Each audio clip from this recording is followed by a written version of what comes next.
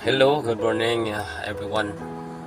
I'm just make a simple comment sa nangyari sa lugar namin in Dumaguete City na peace rally si PRRD. Nilipat dun sa nilipat nila yung event dito sa maliit na area, no. So which mean to say Bongbong Marcos is really